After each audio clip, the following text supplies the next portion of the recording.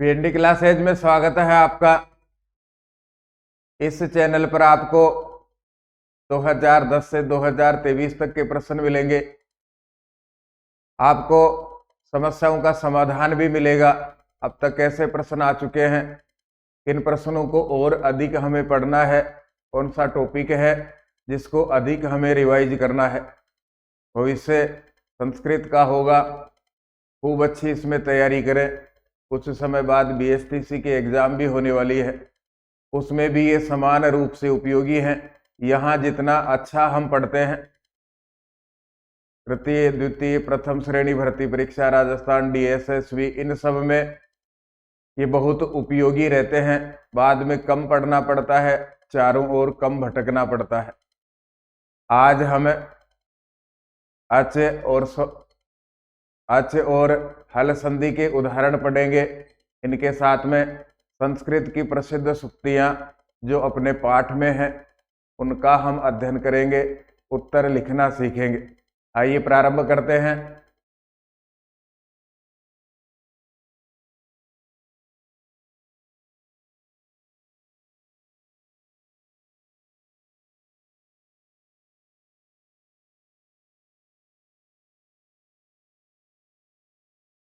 ये 2010 में पूछा गया प्रश्न है।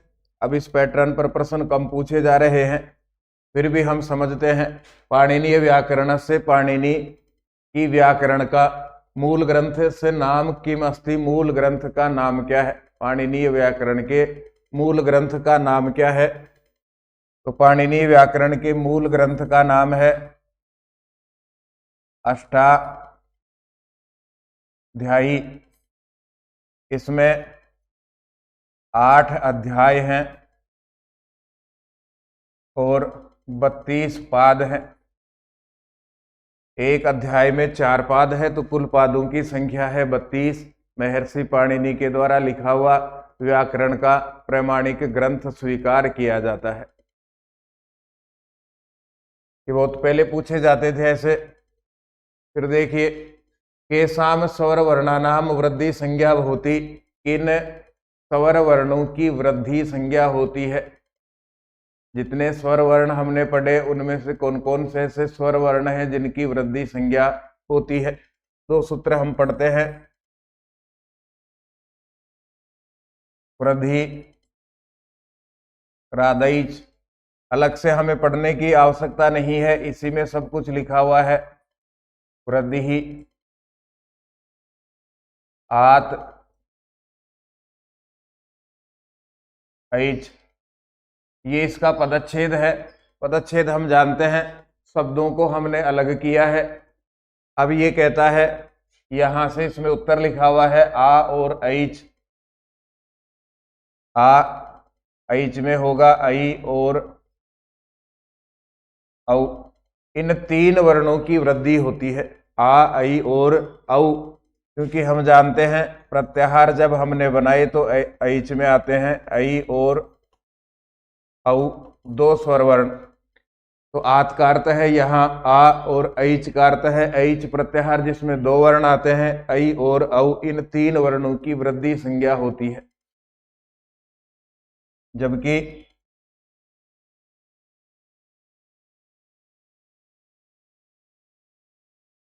दूसरा सूत्र है वृद्धि रेचि, यह वृद्धि संधि का सूत्र है यह, और वृद्धि रादैच यह वृद्धि संज्ञा का सूत्र है। ये अंतर दोनों में और समझना चाहिए। वृद्धि रादैच वृद्धि संज्ञा करता है और वृद्धि रेचि वृद्धि संधि करता है। यदि ऐसे प्रश्न भी कभी आते हैं तो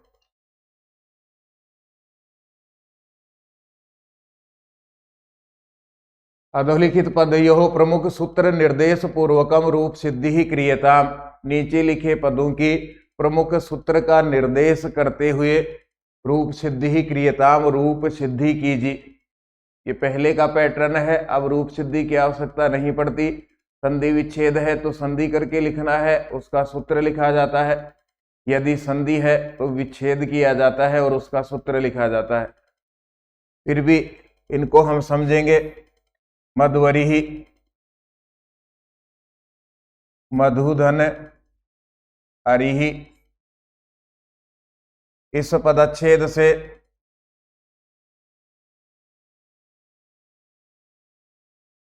कि कोई यणची सूत्र लगता है। इक के स्थान पर यण, यहां इक का अर्थ है उ के स्थान पर व, मैं, ध, व और अरिहि।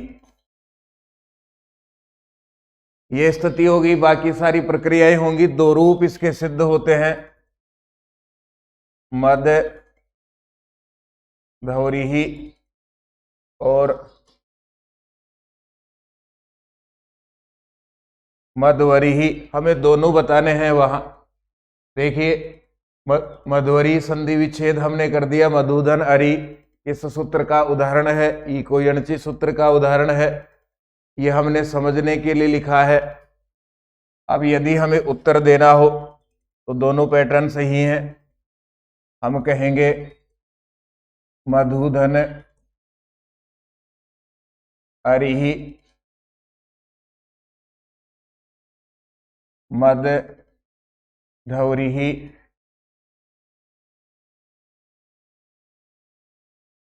और मध्वरिहि। ये बना। यहां लिख देंगे सूत्र, इको यणची। संधि लिखने की भी आवश्यकता पड़े तो इसी के साथ में लिख देंगे यण संधि। ये पैटर्न भी सही है। इससे सिद्ध करके लिखोगे तो ये और भी सही है। एक कंफ्यूजन और है यहाँ, यदि परीक्षा में कभी दोनों ही उपलब्ध हो जाए और एक विकल्प का चयन करना हो तो पहले विकल्प का चयन करेंगे, मद धौरिहि। दोनों उपलब्ध होकर के हमसे कहा जाता है कि दोनों सही है, तो दोनों ही विकल्प सही है। ये सामान्य शिक्षा में पढ़ाया जाता है और ये संस्कृत शिक्षा में पढ़ाया जाता है। ये अंतर है दोनों में। अब तो आपके सिलेबस में भी दोनों है, दोनों सिद्ध करके वहां दिखाए गए हैं। मधु नाम के दैत्य के अरिहि शत्रु, उनको कहा गया मध्वरिहि, भगवान विष्णु। फिर देखिए गवेंद्र,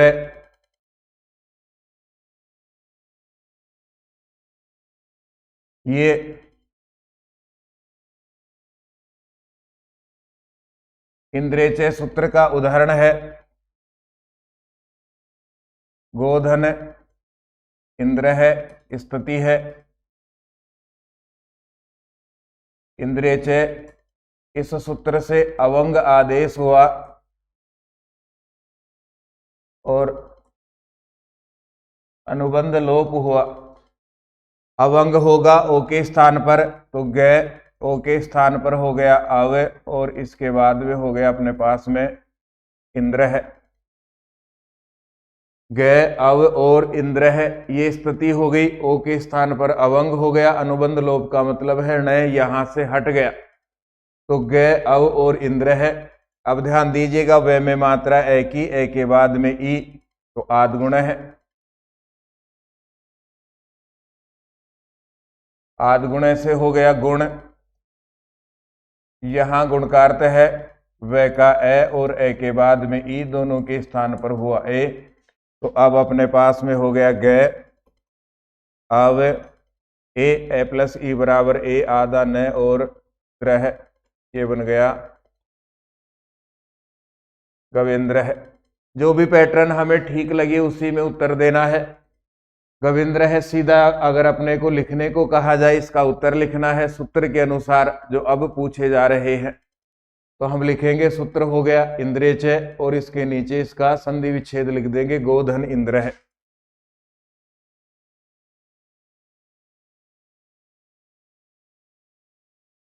इंद्रेचय ये सूत्र हो गया और यहां संधि विच्छेद लिख देंगे, गोधन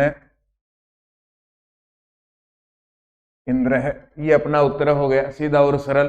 पूरा सिद्ध करके यदि हमें बताना पड़े या हम बताना चाहें तो इस प्रकार से हमें सिद्ध करके भी बताना है। ये दूसरा प्रश्न 2011 से। फिर देखिए उपेंद्र है, ये 2010 में पूछा गया है।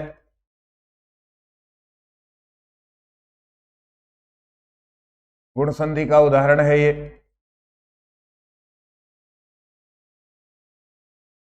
आद गुण है, उप जमा इंद्र है, पे में मात्रा ए की, ए के बाद में ई, ए के बाद में ई हो तो दोनों के स्थान पर गुण, सूत्र यहां लगेगा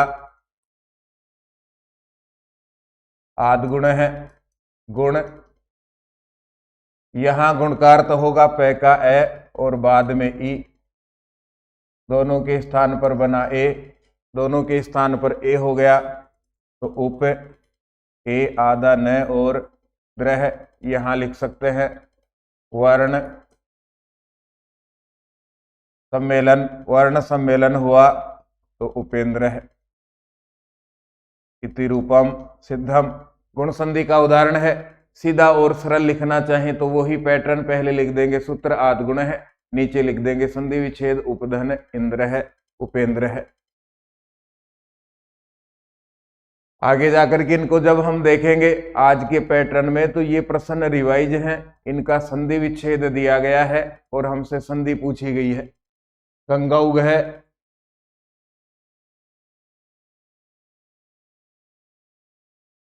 वृद्धि रेची सूत्र का ये उदाहरण है। गंगा धन ओग है, ये यहां ध्यान रखना है, ये ओ लिखा हुआ है, औ नहीं है। अब जोड़ लेंगे ग में मात्रा आ की, आ के बाद में ओ, आ के बाद में ओ हो तो वृद्धि रेची सूत्र कहता है वहां वृद्धि होनी चाहिए और एकादेश हो। सामान्य रूप से इसको हम वृद्धि ही लिखते हैं, वृद्धि संधि है वृद्धि ही लिखते हैं, पूरा लिखा जाता है वृद्धि रेकादेश।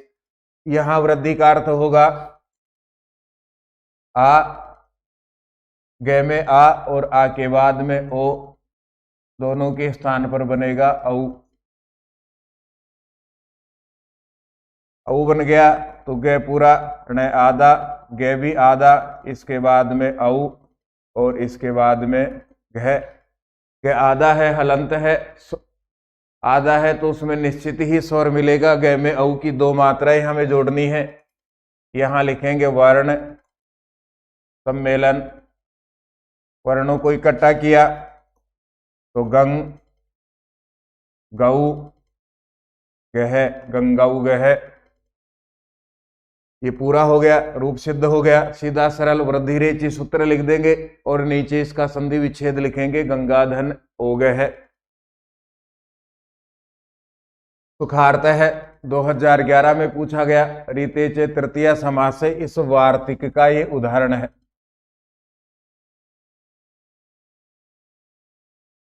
रीते चे तृतीया समासे सुखेन ऋत है, सुख धन ऋत है। देखिए अंतर, ख में ए के बाद में री हो तो आद गुणे में हमने पढ़ा है वहां पर गुण होना चाहिए। यदि ए के बाद में री हो तो गुण और रपरत तो सीधा हम समझेंगे, ए के बाद में री हो तो अर होना चाहिए। ये आद गुण नियम, आद गुण है सूत्र का नियम कहता है। लेकिन यहाँ रीते चे तृतीया समास से कहता है कि सुख शब्द के बाद में यदि रित आए तो वहां पर गुण नहीं होकर के ए प्लस री दोनों के स्थान पर आर वृद्धि होनी चाहिए। यहाँ तो वार्तिक हो गया अपना, रीते चे तृतीया समास से इस वार्तिक के द्वारा ए प्लस री बराबर आर वृद्धि हो गई, ए प्लस री बराबर आर वृद्धि हुई तो सुख ए प्लस री बराबर आर और पहली बार में जोड़ेंगे तो ये बनेगा सुख, में आ जोड़ दो सुखा रे और ये स्थिति हो गई। ख आधा है, आ जोड़ दिया, रे आधा है, आधा नीचे रखा है अभी और तय हो गया। उसके बाद में संस्कृत में एक न्याय चलती है जल तुम्बिका, जैसे पानी में घिया डालते हैं और गोल होकर के बाहर निकलती है, अंदर डालेंगे तो इसी स्थिति में बाहर निकलती है तो रह जाएगा तय के ऊपर इस न्याय के कारण और ये बना सुखार्थ है। सीधा और सरल पूछा जाए तो किस सूत्र का उदाहरण है? ये वार्तिक का उदाहरण है। वार्तिक लिखेंगे रीति च तृतीया समास है और उसके नीचे की पंक्ति में हम संधि विच्छेद लिख देंगे, सुख धन रित है। दूसरा यहां ध्यान देने की बात है, ये किस संधि को रोक करके काम हुआ है? गुण संधि होनी चाहिए थी, गुण संधि को रोक करके काम हुआ है, इसलिए यह गुण संधि का अपवाद भी है। दूसरा इसी प्रकार का उदाहरण बनता है, आरपीएससी में आया हुआ उदाहरण है, त्रिस धन रीत है, रीते च तृतीया समास है।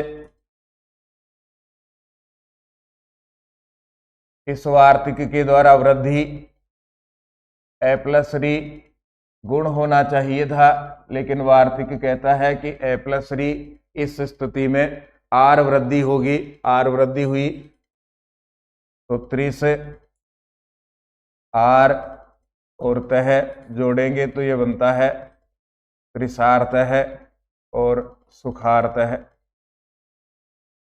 दोनों को एक साथ भी हम याद कर सकते हैं, त्रिसार्थ है, सुखार्थ है। वृद्धि संधि के उदाहरण हैं दोनों। मनीषा, इसका संधि विच्छेद कीजिए, तो ये मुख्य उदाहरण है।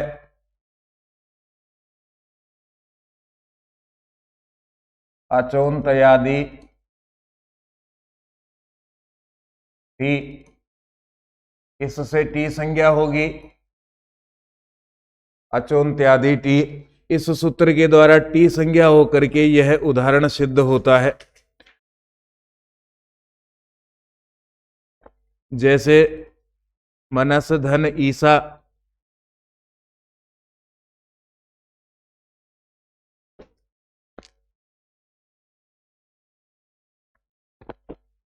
दूसरा इसी का वार्तिक है, सकंधवादीसु पर रूपम वाच्यम। यदि पूछा जाए मनीषा में कौन कौन से सूत्र काम करते हैं, तो पहला सूत्र है अचोन्त्यादि टी और दूसरा एक वार्तिक है सकंदवादीसु पर रूपम वाच्यम। ये दो लिखने हैं।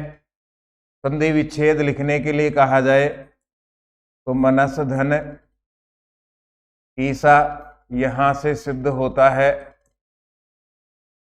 मनीषा। ये थोड़ी लंबी प्रक्रिया है, इसमें हमें इतना ही समझना है। दूसरा इसी प्रकार का उदाहरण देखिए, हलस धन ईसा, ये आरपीएससी में आया हुआ उदाहरण है, इससे बनता है हलीसा। मनस धन ईसा मनीषा बनेगा, कौन सी संधि है? तो सकंदवादीसु पर रूपम वाच्यम, पर रूप संधि के ये दोनों उदाहरण है। इसमें कौन सी संज्ञा होती है? तो ये टी संज्ञा का उदाहरण है। ये दो बातें हमें जरूर याद रखनी है। मनस धन ईसा मनीषा, हलस धन ईसा हलीसा, यहां से दंते हैं और यहां भी से दंते हैं। विष्णुदय है, सीधा और सरल। अकह स्वर्ण दीर्घ है, इस सूत्र का ये उदाहरण है। अकह स्वर्ण दीर्घ है और संधि विच्छेद हम करेंगे तो विष्णु धन उदय है, यहां लिखेंगे अकह स्वर्ण दीर्घ है। इस सूत्र के द्वारा स्वर्ण दीर्घ एकादेश अर्थात उ प्लस उ दोनों के स्थान पर हो गया दीर्घ, तो यहां अपने पास में रहेगा वी से आधा उ प्लस उ बराबर दीर्घ द, और ये वर्ण सम्मेलन। वर्ण सम्मेलन दोनों वर्णों को इकट्ठा किया तो वी से उ प्लस उ बड़े उ की मात्रा हो गई, बड़े उ की मात्रा लगा दी हमने, विष्णुदय है। दीर्घ संधि का उदाहरण है। अब पैटर्न बदला है, इस पैटर्न के आधार पे अब प्रश्न पूछे जा रहे हैं।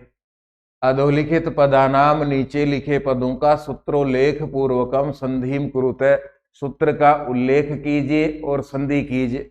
हितोपदेश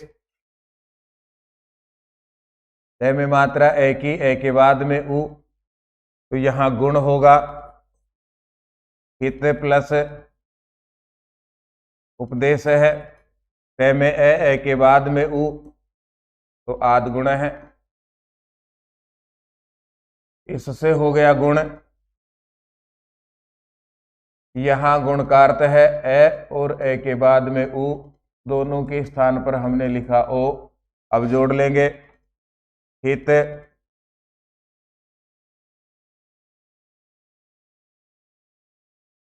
हित ते आधा हो गया, दोनों के स्थान पर ओ, पे और देश है।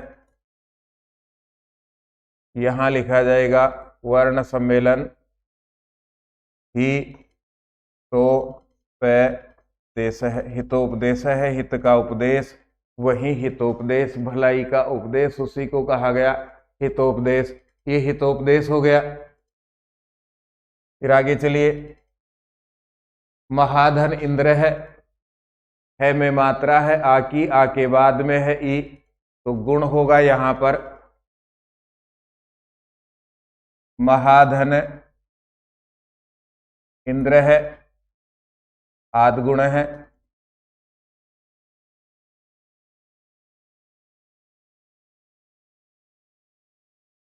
गुण गुण का अर्थ होगा आ जमा ई, दोनों के स्थान पर ए, ये गुण का अर्थ हो गया।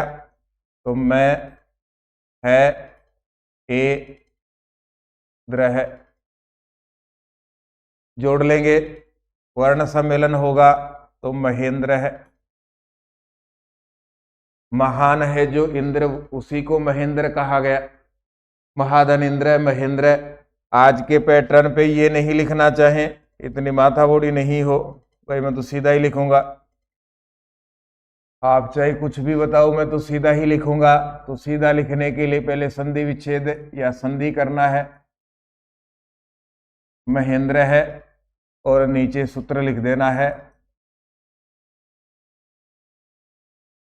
आद गुण है। दो टप्पे का जवाब हो गया, सीधा सरल, कोई समस्या नहीं है।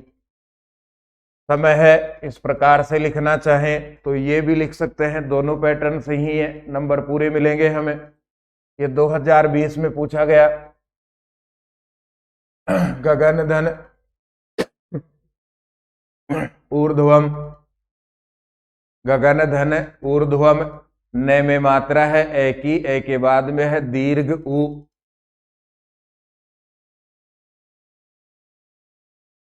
गगन धन ऊर्ध्वम, न में ए के बाद में उ, ऐसी स्थिति यदि आती है तो गुण होता है वहां, यहां लिखेंगे आद गुण है। इससे यहां हुआ गुण। यहां गुण का अर्थ है न में ए और ऊर्ध्वम का उ, दोनों के स्थान पर हो गया ओ, ये गुण का अर्थ है यहां। तो गगन न आधा होगा अब, क्योंकि ए चला गया, फिर ओ लिखा जाएगा, फिर आधा ध, व के ऊपर र और हलंत में। वर्ण सम्मेलन करेंगे, वर्णों को इकट्ठा करेंगे तो गगनो र ध्वम, गगनोर ध्वम। गुण संधि का उदाहरण है गगनोर ध्वम, जैसे लिखा वैसे हमने पढ़ा, गग नोर ध्वम, गगनोर ध्वम। 19 में फिर आगे चलेंगे तो 2020 जन धन एकता, बार बार पूछा जाता है। न में मात्रा ए की, सॉरी न में मात्रा ए की, ए के बाद में ए, जन और एकता। न में तो है ए के बाद में है ए। ऐसी स्थिति कहीं भी बनती है तो दोनों के स्थान पर लिखा जाता है ऐ की दो मात्राएं जोड़ते हैं। संधि का नाम होगा जहां ऐ बनता है वहां वृद्धि संधि, तो संधि होगी वृद्धि रेची। इस सूत्र से वृद्धि,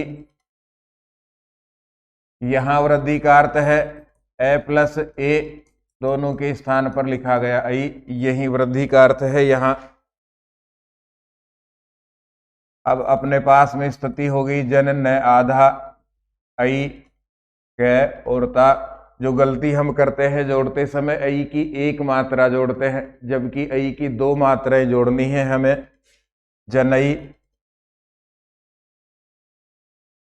जनईकता, तो टुकड़ों में पढ़ लो जनई कता, फिर बार बार पढ़ो जनईकता जनईकता जनईकता। जीभ जहां अटकती है रुकती है, वो रुकना भी बंद हो जाएगी।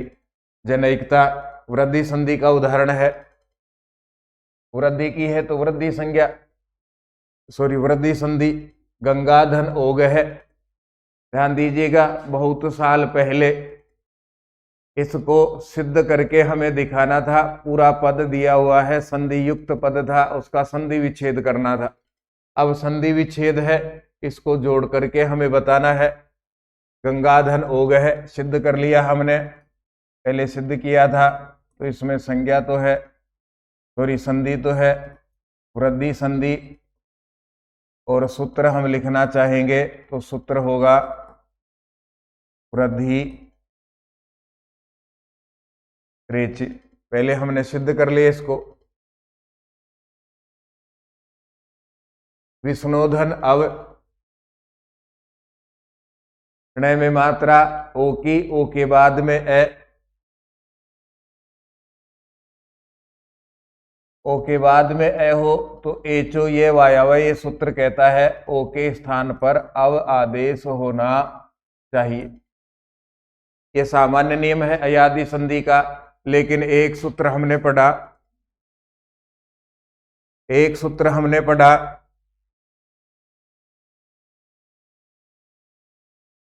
एंग है पदांता दति।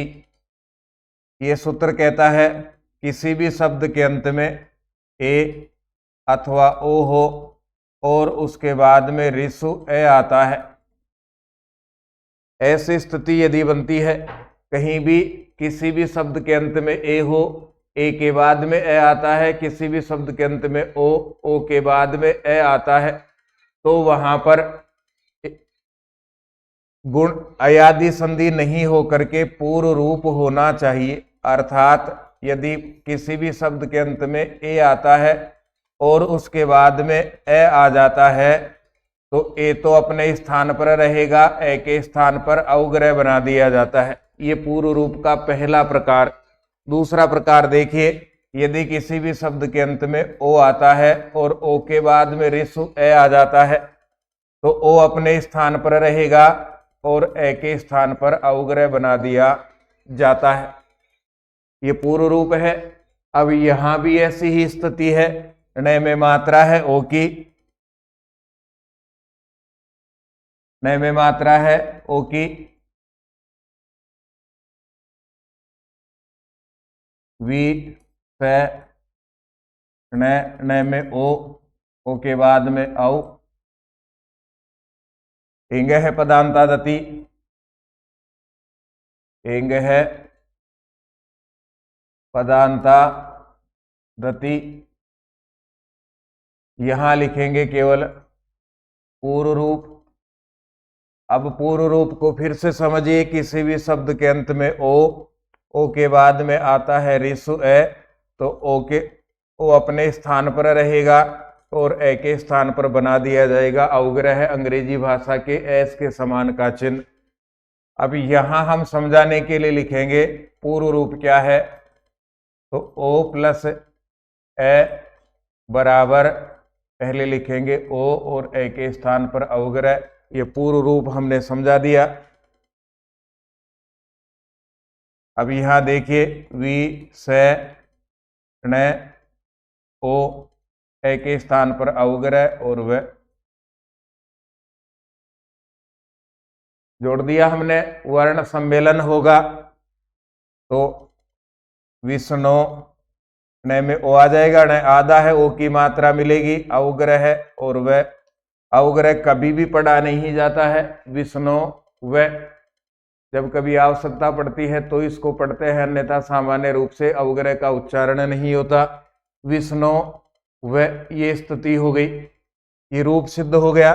दूसरा पैटर्न जिसमें हमें उत्तर देना है विष्णु व, इसका संधि, इसकी संधि कीजिए। तो विष्णुवय हो गया। सूत्र का नाम लिखिए, तो सूत्र का नाम लिखेंगे हम एंग है पदांता गति। दोनों में से जो भी पैटर्न हमें ठीक लगे वो काम में लेना है, ये अपनी इच्छा के ऊपर है। प्रधन एजते, एक बात और समझनी है इसमें, ओ के बाद में ए होता है। यदि कहीं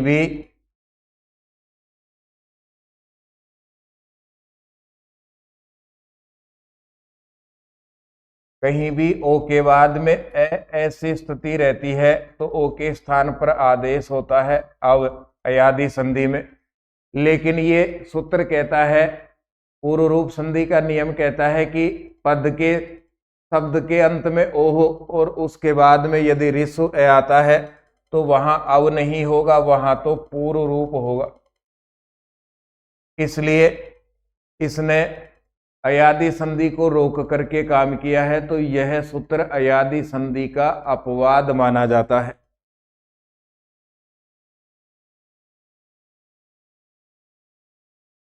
प्रेजते,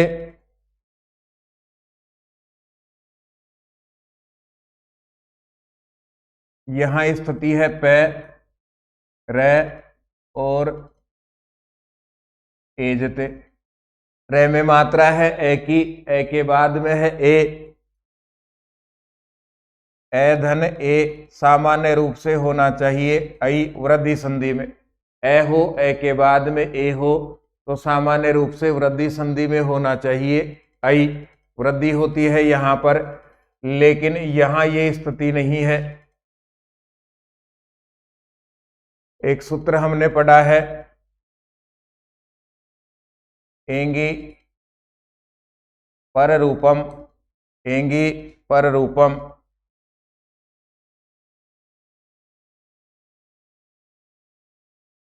एंगी पर रूपम, ये सूत्र कहता है अकारांत उपसर्ग। अकारांत उपसर्ग हम जानते हैं ऐसे उपसर्ग जिनके अंत में ए की मात्रा हो, ऐसे उपसर्ग जिनके अंत में ए की मात्रा हो उनको अकारांत उपसर्ग कहते हैं। अकारांत उपसर्ग हो उसके बाद में ए हो, या फिर अकारांत उपसर्ग हो और उसके बाद में ओ हो, ऐसी स्थिति हो। सामान्य रूप से ए के बाद में ए हो तो ऐ होता है, लेकिन ये नियम कहता है अकारांत उपसर्ग के बाद में ए हो तो वहां पररूप होता है, वहां पररूप होता है। अब पररूप का अर्थ क्या होगा, ए प्लस ए दोनों के स्थान पर ए ही होगा, ऐ नहीं होगा। दूसरा इसी प्रकार का नियम है, ओ होगा तो भी पररूप होगा, अर्थात ए के बाद में ओ ऐसी स्थिति हो तो दोनों के स्थान पर औ नहीं हो करके केवल ओ होता है। दोनों स्थितियों में अंतर देखिए। वृद्धि संधि कहती है ए के बाद में ए तो दोनों के स्थान पर ऐ हो, लेकिन पररूप संधि का नियम कहता है ए प्लस ए दोनों के स्थान पर ए ही होना चाहिए। ये अंतर है दोनों में। इसी प्रकार से वृद्धि कहती है ए के बाद में ओ, अगर ऐसी स्थिति बनती है तो आप दोनों के स्थान पर औ लिखोगे, लेकिन पररूप कहता है ए के बाद में ओ, अगर ऐसी स्थिति हो तो दोनों के स्थान पर केवल ओ ही आपको लिखना है। ये अंतर है दोनों संधियों में। ये कब बनेगी, पररूप संधि उपसर्ग अकारांत होना चाहिए। अब लौटिए उदाहरण की ओर।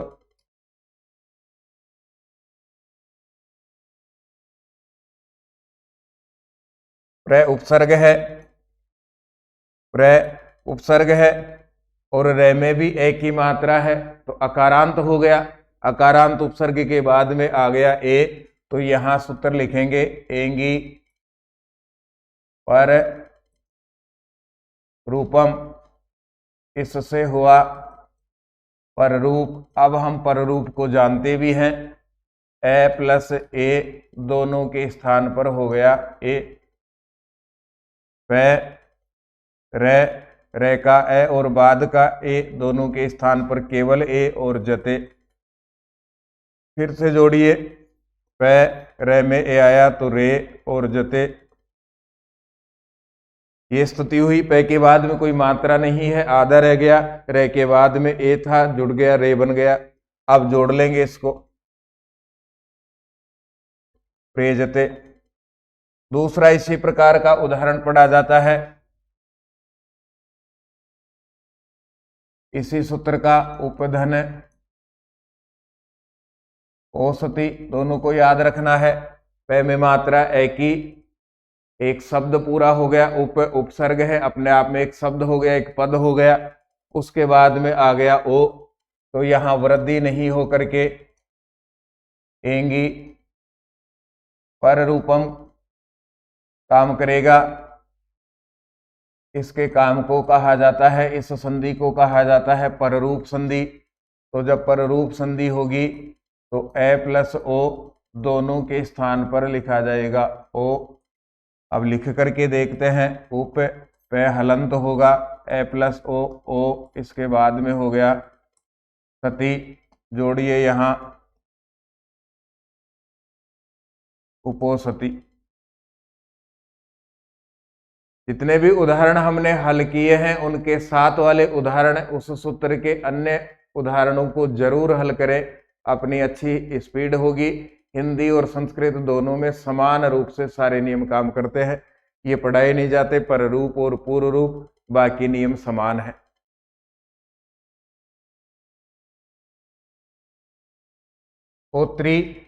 त्रिकार है, 2 बार पूछा गया प्रश्न है 2019 और 2023 में।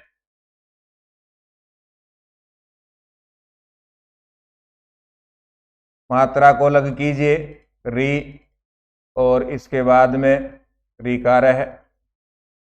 ये स्थिति है। यहां री के बाद में री है तो दोनों के स्थान पर दीर्घ री होता है, दीर्घ संधि में। तो त्रिधन रीकार है, पे में भी री, बाद में भी री, तो सूत्र काम करेगा। अक है, स्वर्ण दीर्घ है,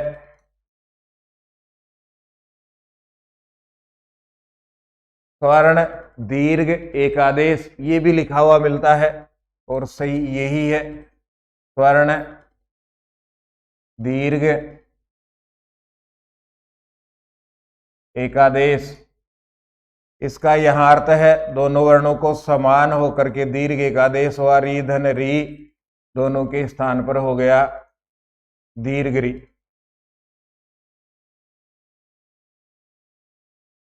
दीर्घ री जब हुआ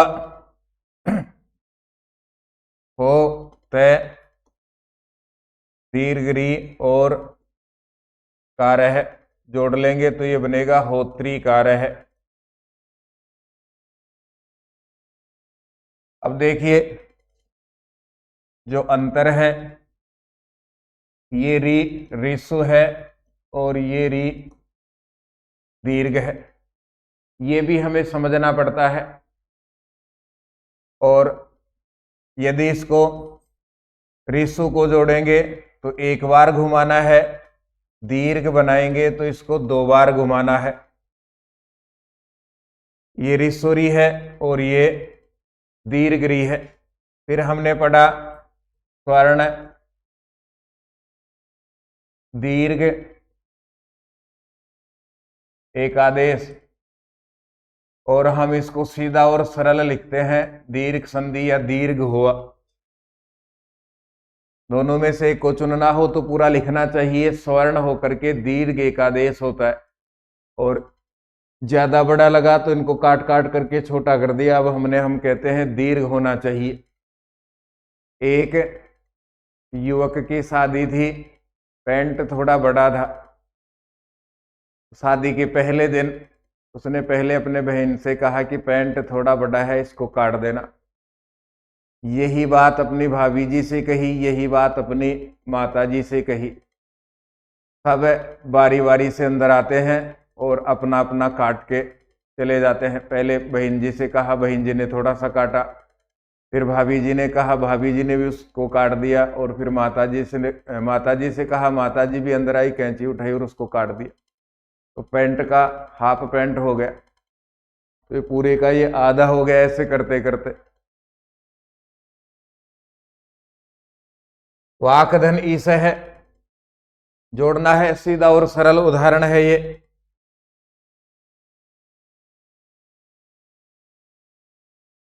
वाक वाणी के ईस है, स्वामी कै अपने वर्ग का पहला है, तो इसके स्थान पर हो गया तीसरा वाग, और ईस है जोड़ेंगे तो ये बनेगा वागीस है।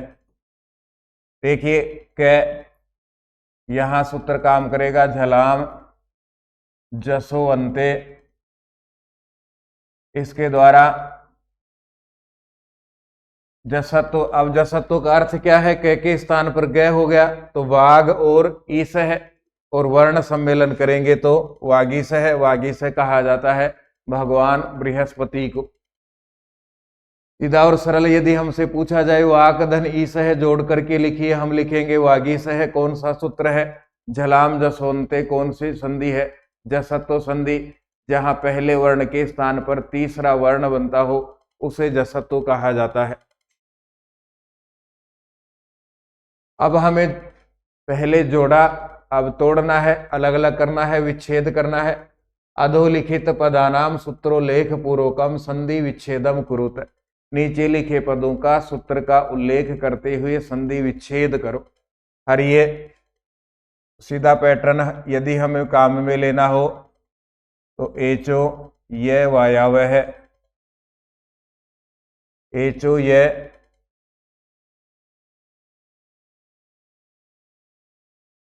एचो ये वायावह है, इस सूत्र का ये उदाहरण है।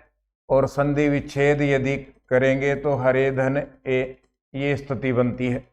ये इसका उत्तर हो गया। अब इसको सिद्ध हम करना चाहें तो हरे धन ए, यहां तो लिखना है हमें हरिये बनाएंगे। हरे धन ए, रे में मात्रा ए की, ए के बाद में कोई भी स्वर हो तो ए के स्थान पर अय आदेश होता है। एचो ये वायावह है, एचो ये वायावह है, ए के स्थान पर अय आदेश, हर रे के ए के स्थान पर हो गया अय और बाद में ए। अब जोड़ लेंगे, यहाँ है रे में आ गया ए रे पूरा, ये में आ गया ये हरिये। इसी प्रकार का दूसरा उदाहरण है कवे धन ए, कविये।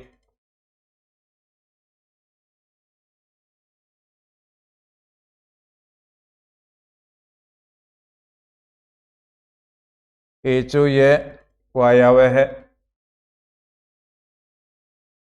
2020 में पूछा गया अयादि संधि का उदाहरण है पावक है।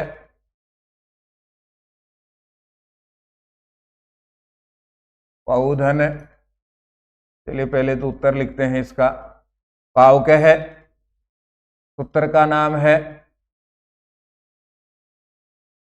एचो ये वायावह है, और संधि विच्छेद होगा पौधन अक है।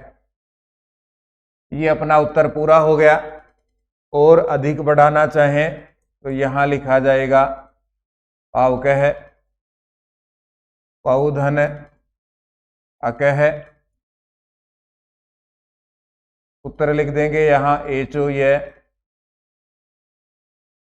वायावह है। इससे हो गई अयादि संधि, औ के स्थान पर अव, प, आव और अक है, वर्ण सम्मेलन पावक है। यहां पूर्ति करनी ही है, वर्ण सम्मेलन लिखा जाएगा और यहां इति रूपम। दोनों में से जो भी पैटर्न हमें ठीक लगे वो काम में लेना है। ये अभ्यास है अपना, इसके साथ वाले उदाहरणों को हल करेंगे, अभ्यास अच्छा होगा।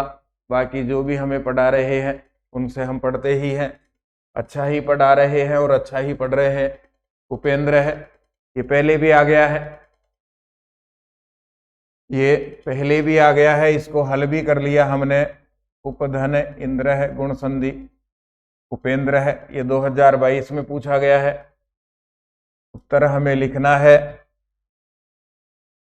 तो उत्तर का नाम लिखेंगे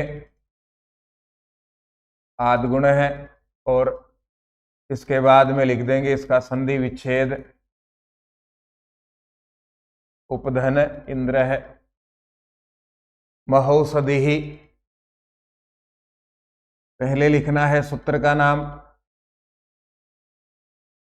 वृद्धि रेची सूत्र का उदाहरण है, इसके बाद में इसका संधि विच्छेद लिखेंगे। महाधन औषधि, महाधन औषधि, ये उत्तर हो गया। और अधिक समझना है तो यहाँ जिस रूप को हम सिद्ध करते हैं वो लिखा जाता है महौषधि, महाधन औषधि है में मात्रा आ की, आ के बाद में औ, ऐसी स्थिति हो तो वृद्धि रेची सूत्र काम करता है। वृद्धि रेची, इससे वृद्धि हो गई और एकादेश हो गया। पूरा लिख लेते हैं एक बार। वृद्धि रेकादेश, वृद्धि होकर के दोनों के स्थान पर एक ही आदेश हुआ तो मह आ प्लस औ, दोनों के स्थान पर औ, और इसके बाद में सदी। महौ है में ओ जोड़ेंगे, दोनों को पहले पढ़ना है। महौ सदी, महौ सदी, ये अपना उत्तर हो गया। महान है जो औषधि। प्रौढ़ी वार्तिक का उदाहरण है।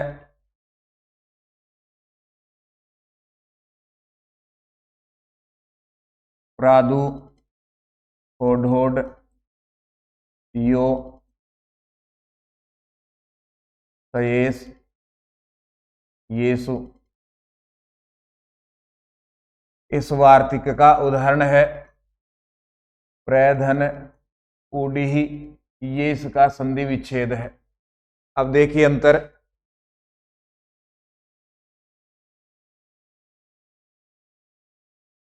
प्रोडी संधि विच्छेद है, प्रधन ऊडी, इसको भी अलग करेंगे तो प रे और ऊडी।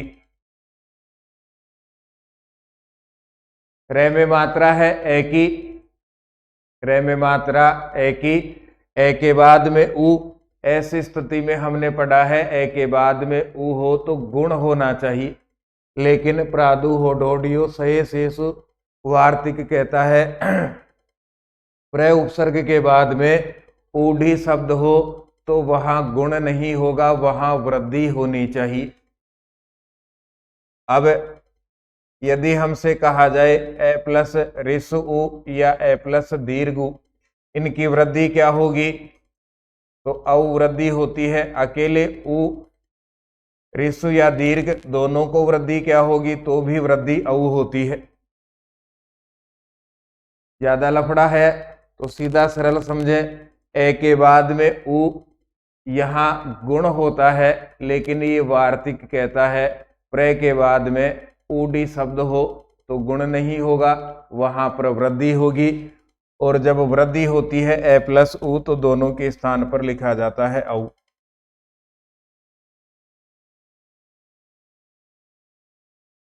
यहां तो वार्तिक लिखा जाएगा प्रादु होडोड यो सयेस येसु, और यहां लिखा जाएगा वृद्धि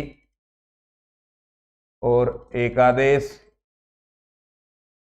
वृद्धि एकादेश हुआ तो पे रे भी आधा, क्योंकि ए चला गया, ए प्लस उ दोनों के स्थान पर औ हो गया, और ढी हो गया, जोड़ो पे रे में ओ आ गया, रऊ पे रऊ ढी।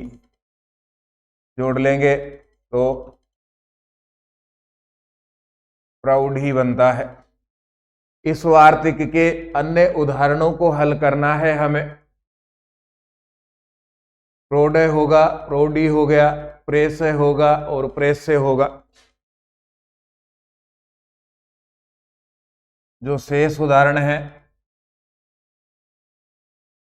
प्रधन ऊड है, इससे बनता है प्रोड है, प्रधन एस है, इससे प्रेस है। फिर रहा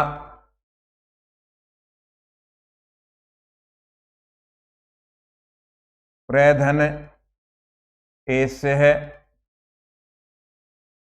इससे बनेगा प्रेस से है।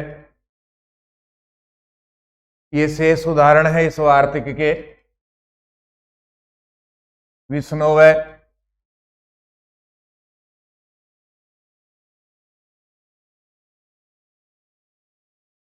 उत्तर लिखेंगे पहले। देखिए ण में ओ के बाद ए आ रहा है, तो ये पूर्व रूप संधि का उदाहरण है। पहले तो इसका सूत्र लिख देंगे। एंग है पदांता गति, और फिर इसका संधि विच्छेद लिखना है। विष्णु, एक अवग्रह है तो दूसरा शब्द ऐसे शुरू होगा, अवग्रह दो हैं तो दूसरा शब्द आ से शुरू होता है। यहाँ एक अवग्रह है तो ये लिखा जाएगा अव, विष्णु अव। बाकी को आप सिद्ध करके देख सकते हैं। ये 2019 में पूछा गया है। विष्णुदय है, इसको भी हमने हल कर लिया है। पहले इसका संधि विच्छेद था, संधि करके हमने बताया है। वागीश है, ये भी आ गया है, ये रिवाइज है प्रश्न। सत्कार है, ये 2022 में पूछा गया है। दो टुकड़े कीजिए। पहले तो उत्तर ही लिख लेते हैं इसका। खरीचे सूत्र का ये उदाहरण है, और संधि विच्छेद होगा तो सद धन कार है। देखिए यहां सद धन कार है, यहां लिखा जाएगा खरीचे। इससे हो गया चरत्व, तो सत और कार है, ये रूप सिद्ध हुआ अपना। अब देखिए दो संधियां हमने पढ़ी, दोनों में अंतर। पहला वर्ण इसके स्थान पर यदि होता है तीसरा वर्ण, जैसे वाक ईस है, यहां हो गया था तीसरा वाग ईस है। ऐसी स्थिति बनती है तो इसे कहा जाता है जसत्व, क्योंकि जसत्व में जय खुद तीसरा वर्ण है। ये पहली स्थिति है, पहले को तीसरा वर्ण कहीं होता है तो जसत्व होगा। दूसरी स्थिति इसके विपरीत है, पहले तीसरा वर्ण हो, उसके स्थान पर पहला वर्ण होता है। जैसे अभी हमने देखा सद धन कार है, द तीसरा है, संधि होने पर इसके स्थान पर हो गया पहला सत्कार है। तो जहां तीसरे को पहला होता है उस संधि को कहा जाता है चरत्व, क्योंकि इसमें च पहला वर्ण है। ये अंतर है। पहले को तीसरा वर्ण होगा, जसत्व कहेंगे। याद कैसे रखना है, जसत्व में ज अपने वर्ग का तीसरा है, च छ ज, तो तीसरा होगा जसत्व है। तीसरे को पहला होगा चरत्व संधि है, क्योंकि चरत्व संधि में खुद च अपने वर्ग का पहला है। ये दोनों चरत्व और जसत्व एक दूसरे के विपरीत हैं, ऐसे हम याद रख सकते हैं इनको। हरिम वंदे, संधि विच्छेद कीजिए। यहां हम देखेंगे तो पहले तो उत्तर लिखते हैं इसका। मोनुस्वार है, इस संधि का ये उदाहरण है। और री के ऊपर अनुस्वार है, अनुस्वार को नीचे की तरफ ले आइए, हरीम वंदे, ये उत्तर हो गया अपना। यहां लिख करके देखेंगे तो हरीम वंदे लिखा जाएगा, इधर हरीम वंदे सूत्र, और फिर नीचे सिद्ध करके दिखा देंगे। ये 2023 में पूछा गया है। ये पहले पूछे जाते थे, अब इन स्थानांतरतम है अथवा लोप है साकल से सो उदाहरणम व्याख्या कार्य, उदाहरण सहित व्याख्या कीजिए। स्थानांतरतम है लिखना है, इसकी वृत्ति लिखनी, हिंदी अर्थ लिखना, और एक उदाहरण सिद्ध करके बताना पड़ता था। अब ये पैटर्न है नहीं, अपने काम का भी नहीं है अभी। एक चैप्टर अपना पूरा हुआ, व्याकरण में अच संधि और व्याकरण में हल संधि, दोनों पूरी हो गई। दोनों पैटर्न हमने देखे, संधि करना, संधि विच्छेद करना, और साथ में सूत्र लिखना। बिल्कुल सीधे और सरल प्रश्न अब तक पूछे गए हैं, इनका रिवाइज करें। इनके साथ में दूसरे उदाहरण हैं, उनको जरूर पढ़े, उनका भी हम रिवाइज करें। अब हम प्रारंभ करेंगे सूक्तियां। निम्नांकित वाक्य ये हो भावार्थ है हिंदी भाषायाम, आंग्ल भाषायाम, संस्कृते व लेख्य। तीनों ऑप्शन हम जैसे विद्वान लोगों को उपलब्ध कराए गए हैं। हिंदी में लिखो, संस्कृत भाषा में लिखो, या फिर अंग्रेजी भाषा में लिखो, जैसा हमें जमता है वैसा लिखना है, लेकिन लिखना जरूर है। भावार्थ लिखना है, भावार्थ का अर्थ होगा जो हमें समझ में आया वो लिखना है। देखिए, सह वीर्यम करवा वहै, सबसे पहले इसका लिखा जाएगा प्रसंग। प्रसंग में होगा यह सूक्ति किस पाठ में से ली गई है और इस सूक्ति में क्या कहा गया है, प्रसंग हो गया। प्रसंग के ठीक बाद में लिखा जाएगा भावार्थ। ये दो काम हमें करने हैं। संगच्छध्वम समवदध्वम समवो मनान से जानताम देवा भागम यथा पूर्वे संजानाना उपासते, ये पहला मंत्र था। समानो मंत्र है, समिति ही समानी, समानम मंत्र है, सह चित्त में साम, समान मंत्रे समानम मंत्रेन अभिमंत्र ये वह, समानेन वो हविषा जूहोमि। ये 2020 में पूछा गया है। भोजन मंत्र का ये भाग है। ओम सहना भवतु सहनौ भुनक्तु सह वीर्यम करवा वहै तेजस्विना वधीतमस्तु मा विद्विषा वहै। इसमें से पूछा गया है। फिलहाल ये अपने सिलेबस में है नहीं। हम गुरु और शिष्य सहना भवतु सहनौ भुनक्तु, साथ भोजन करें, सह वीर्यम करवा वहै, जो किया गया भोजन है वो ताकत को, बल को देने वाला हो, इस प्रकार से इसका अर्थ है। ये अभी अपने सिलेबस में है नहीं। 2017 इसमें पूछा गया है ये। तो सबसे पहले इसका लिखा जाएगा प्रसंग। कुर्वन्नेवेह कर्माणि जिजी विशेष क्षतम समाहा, अपने पहले ही पाठ में से है। विद्या अमृतम अश्नुते पाठ में से। तो यहां हम लिखेंगे यह सूक्ति हमारी पाठ्य पुस्तक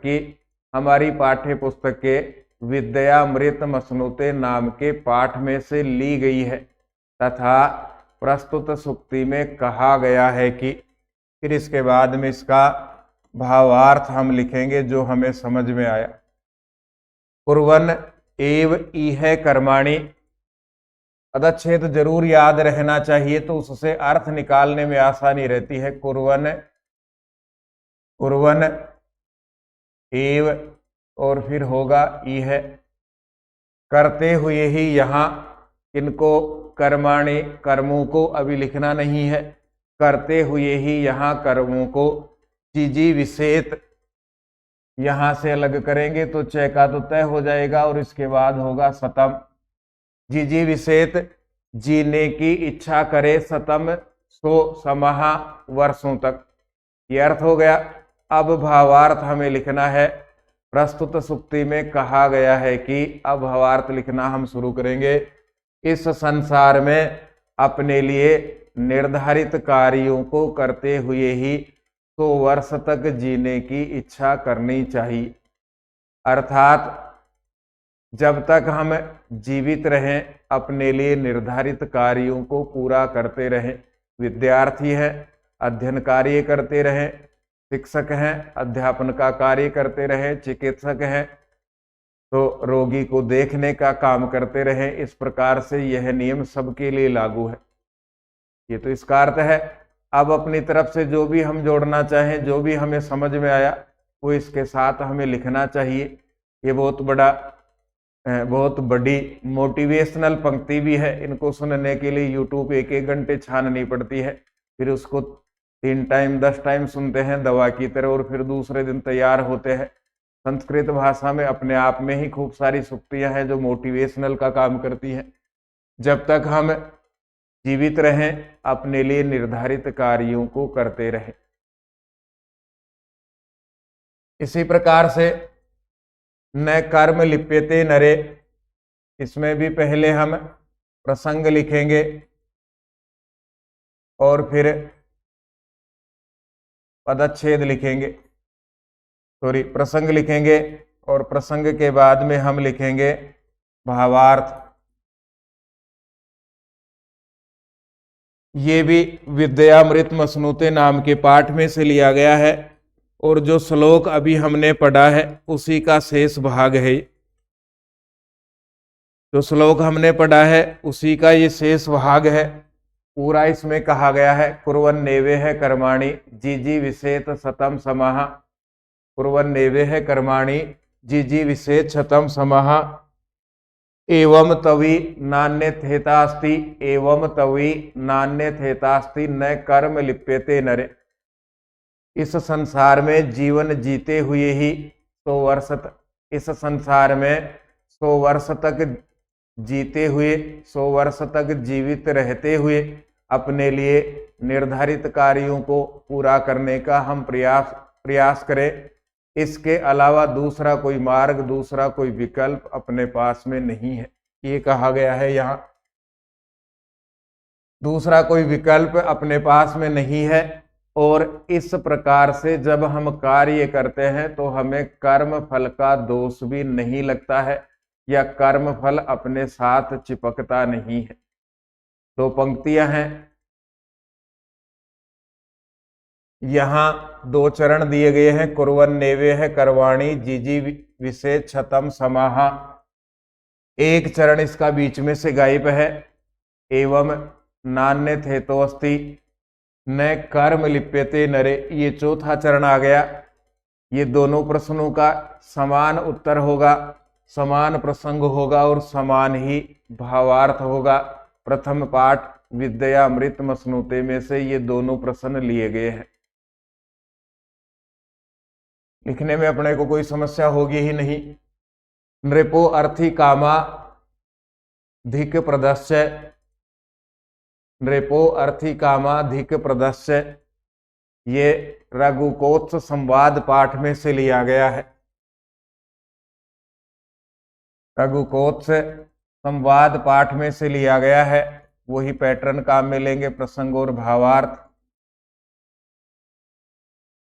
कोत्स महाराज रघु के पास में आता है, गुरु दक्षिणा के लिए कहता है। महाराज रघु उस समय विश्वजित नाम का यज्ञ संपन्न कर चुके थे तो उनके पास में गुरु दक्षिणा देने के लिए राशि थी नहीं। फिर भी उन्होंने कोत्स को कहा कि आप मेरे पास में चतुर्थ अग्नि के समान अग्निशाला में रहो, तब तक मैं कोई न कोई व्यवस्था करता हूं। महाराज कुबेर के ऊपर आक्रमण करने का मन बनाया। कुबेर ने उनको पर्याप्त मात्रा में धन की वर्षा की, धन दिया। अब स्थिति ये हो गई कि महाराज रघु के पास में खूब सारा धन है, उनको धन की आवश्यकता नहीं है क्योंकि वो तो पहले ही विश्वजित यज्ञ संपन्न कर चुके हैं, सारा धन दान दे चुके हैं। तो महाराज रघु कोत्स को कहते हैं कि जितना भी धन कुबेर से प्राप्त हुआ है वो आप लेकर के चले जाओ। उधर रघु कोत्स ऐसा है, वो कहता है कि मुझे तो केवल 14 करोड़ स्वर्ण मुद्राएं दीजिए जो मुझे गुरु दक्षिणा में देनी है, बाकी से मुझे कोई मतलब नहीं है, प्रयोजन नहीं है, बाकी की मुझे आवश्यकता भी नहीं है, क्योंकि मैं तो सन्यासी हूं। तो उस स्थिति को कहा नृपः अर्थी कामात। पदच्छेद लिख लेते हैं यहां, नृपः अर्थी कामात, राजा अर्थी कामात चाहने वाले से अधिक ज्यादा, प्रदह देने वाला, च और राजा याचक की आवश्यकता से अधिक देने वाला है, या राजा याचक कौत्स की आवश्यकता से ज्यादा देने वाला है, जबकि वर्तंतु ऋषि का शिष्य कौत्स आवश्यकता के अनुसार ही लेने वाला है। इस स्थिति में वे दोनों ही अयोध्या नगर के निवासियों के लिए पूजा के योग्य है, स्वागत के योग्य है, क्योंकि एक के पास में धन है, धन की आवश्यकता नहीं है, वो याचक को देना चाहता है। याचक को केवल उतना ही चाहिए जितना उसे गुरु दक्षिणा देनी है। फिर आगे बढ़ेंगे, स यत प्रमाणम कुरुते लोकस तदनु वर्तते, वह प्रमाण के साथ जो करता है संसार उसका अनुसरण करता है। यह कर्म गौरवम नाम के पाठ में से लिया गया है। प्रसंग और भावार्थ, यह कर्म गौरवम नाम के पाठ में से लिया गया है। इसमें कहा गया है कि श्रेष्ठ व्यक्ति जैसा आचरण संसार में करता है वैसा वैसा आचरण अन्य लोग करना चाहते हैं। वह प्रमाण सहित जो कार्य करता है वैसा कार्य अन्य लोग करना चाहते हैं।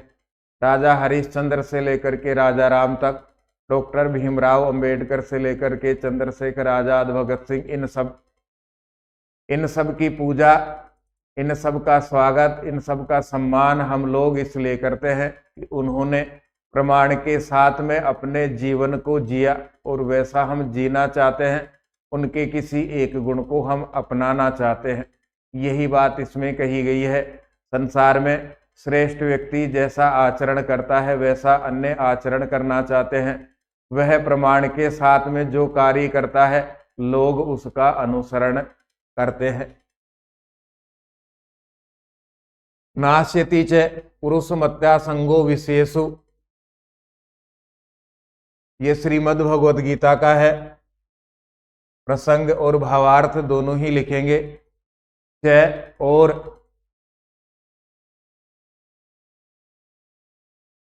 पुरुषम अति आसंगो,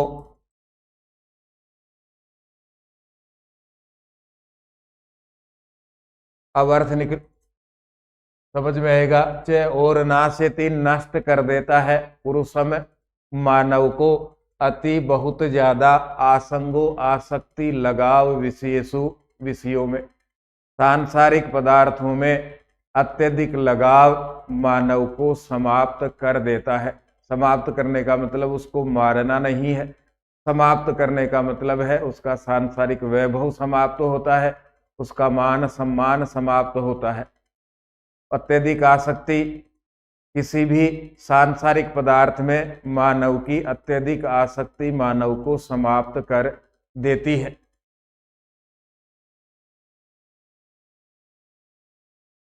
शब्दार्थ सतकवीरिव द्वयम विद्वान पेक्षते, पदच्छेद कीजिए समझने के लिए।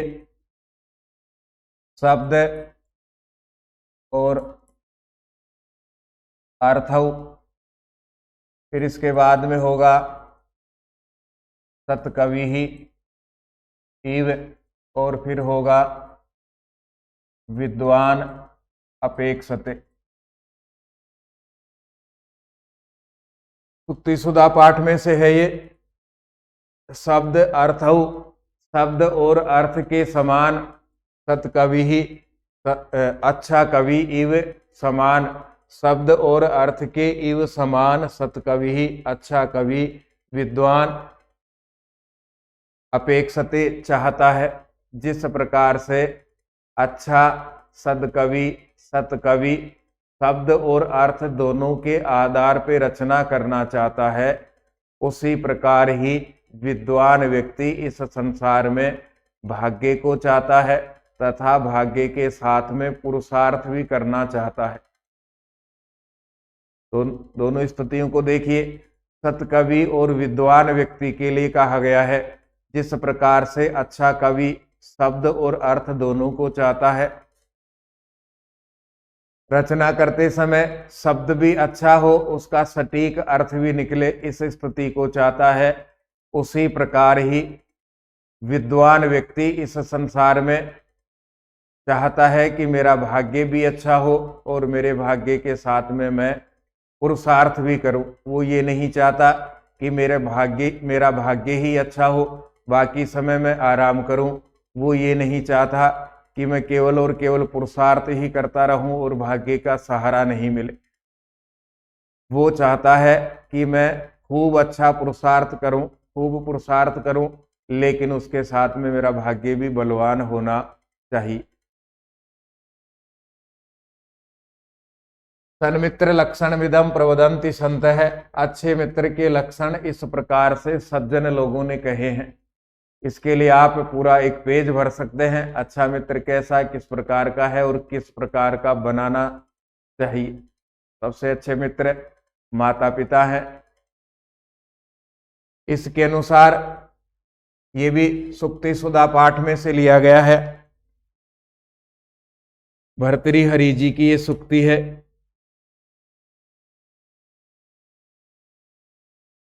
तो पहले हम लिखेंगे यहाँ प्रसंग, प्रसंग के बाद में भावार्थ लिखेंगे।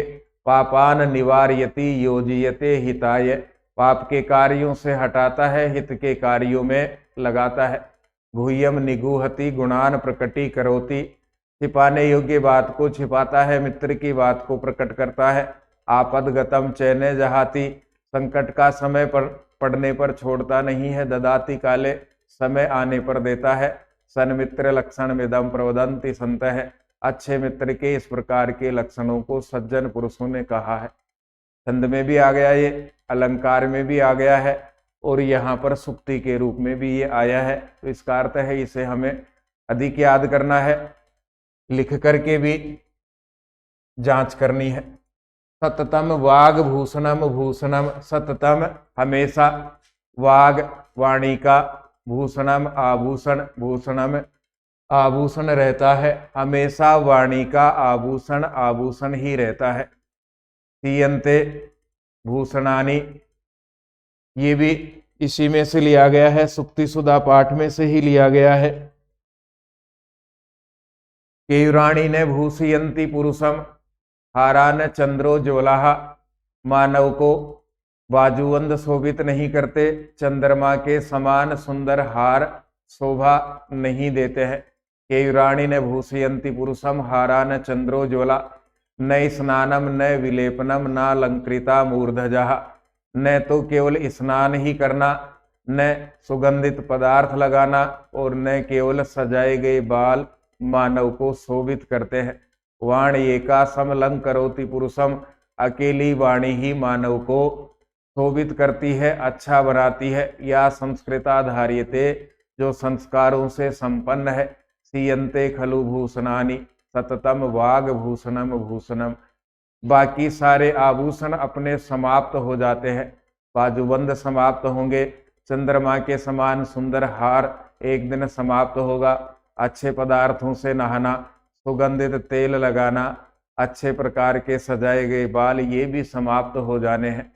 लेकिन संस्कार युक्त वाणी हमेशा अपने साथ रहेगी, इसलिए वाणी का आभूषण कभी भी समाप्त नहीं होता, वो आभूषण ही रहता है। प्रोदीप्ति भवने च कूप खननम प्रत्युद्यम है की दृश्य है, ये भी इसी में से लिया गया है। प्रोदीप्ते भवने, भवन में, मकान में आग लग जाने पर कूप खननम, कुआं खोदना प्रत्युद्यम है, किस प्रकार का कार्य, किस प्रकार की मेहनत कही जाएगी। इधर भवन में आग लगी हुई है, उधर कुआं खोद रहे हैं आग बुझाने के लिए, पानी निकालना हम चाहते हैं। इसका अर्थ है जो काम हमें करना है उसकी पूर्व तैयारी करें, पूर्ण तैयारी करें। परीक्षा 3 मार्च से है, परीक्षा 6 जून से है, परीक्षा 10 मई से है, तो तैयारी साल भर पहले से हम प्रारंभ करें। 3 मार्च से परीक्षा है, 2 मार्च को किताब झाड़ रहे हैं।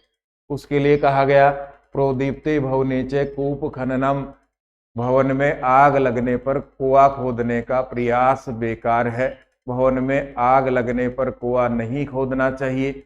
जो काम हम करना चाहते हैं उसकी समय से पहले तैयारी करनी चाहिए। लक्ष्मी स्वयं वांछति वास हेतु हो, ये 3 बार 13, 15 और 23 लक्ष्मी स्वयं आती है वास हेतु हो, रहने के लिए। ये छंद में भी आ गया है, अन्वय में भी आया है, ये अलंकार में भी ये श्लोक आया है। सहसा विदधित न क्रिया, मैं विवेक है परमा पदाम पदम, व्रीणते ही विमृश्य कारिणम। लक्ष्मी ही स्वयं वांछति वास हेतु हो, अचानक से कोई भी कार्य नहीं करना चाहिए। अविवेक से किया गया कार्य प्रत्येक कदम पर आपत्ति का कारण बनता है। जो व्यक्ति सोच समझ करके कार्य करता है उसके पास में माँ लक्ष्मी स्वयं ही वास रहने के लिए, निवास के लिए आती है।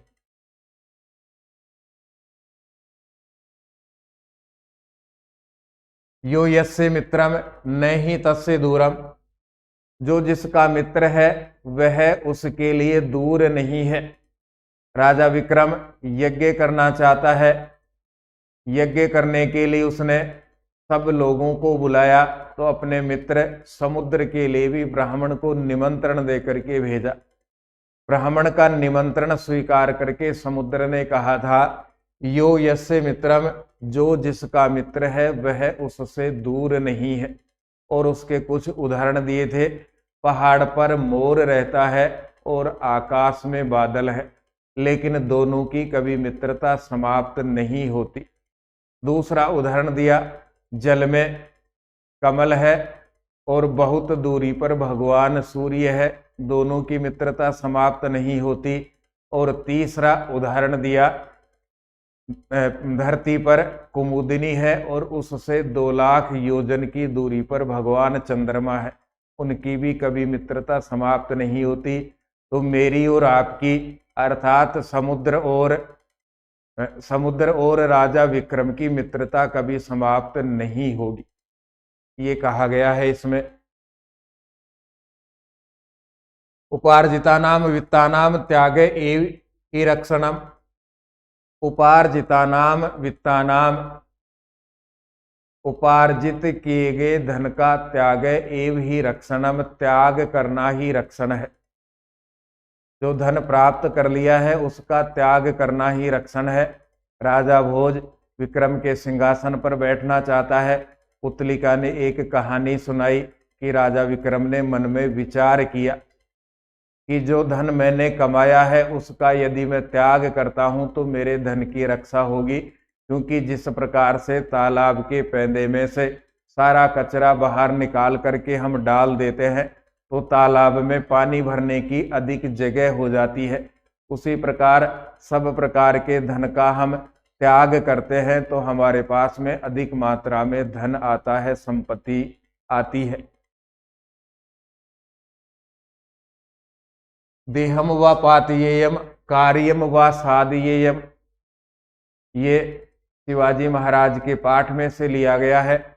पाठ का नाम ही है ये, या तो देह को गिरा दूंगा, समाप्त करूंगा, या शिवाजी महाराज का कार्य पूर्ण करके मैं रहूंगा। ये है नहीं अपने, अब इनमें से कोई भी नहीं है।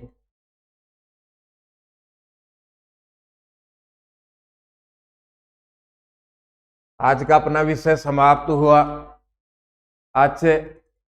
और हल संधि हमने पढ़ी, कुछ प्रसिद्ध सूक्तियां हमने पढ़ी जो 2010 से 2023 तक आई हुई है।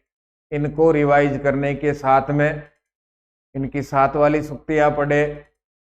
आज से हल संधि के नियमों को वापस पढ़े, अपना दोहरान भी होगा, बीएसटीसी की तैयारी भी होगी। ये यहाँ से शुरू होकर के ऊपर आरपीएससी, नेट, स्लेट, यहाँ तक प्रश्न इन्हीं में से आते हैं। तो नींव इतनी मजबूत कीजिए कि ऊपर कितना भी बड़ा मकान, कितना भी बड़ा भवन हमें बनाना पड़े वो बहुत मजबूत रहेगा। भगवान राम जी के मंदिर की नींव लगभग नीचे से 57 फीट से प्रारंभ की गई है और उसको भर करके तब जा करके ऊपर इतना बड़ा भव्य और दिव्य शिखर देखने को मिलेगा। उसी प्रकार की नींव की अपनी तैयारी अच्छी हो, लगातार पढ़े, सब विषयों को पढ़े, एक दूसरे से संबंधित करके पढ़े। जो समझ में नहीं आता है 7 वालों से, अपने गुरुजनों से जरूर शेयर करें। यह समझ में नहीं आ रहा, इसका समाधान क्या हो सकता है। अब तक जो भी पढ़ा उसमें हमें समस्या हो, रिवाइज यदि हमें करना हो या आपके सुझाव हो तो जरूर दीजिएगा। 9928946539 पर आप सबके सुझाव सादर आमंत्रित हैं। इन सबको भी पढ़ोगे आप तो बीएसटीसी की अलग से तैयारी की आवश्यकता नहीं रहती है, इन सब में ही अपना काम चल जाता है। हम फिर मिलेंगे, धन्यवाद। जय तु भारतम, जय तु संस्कृतम।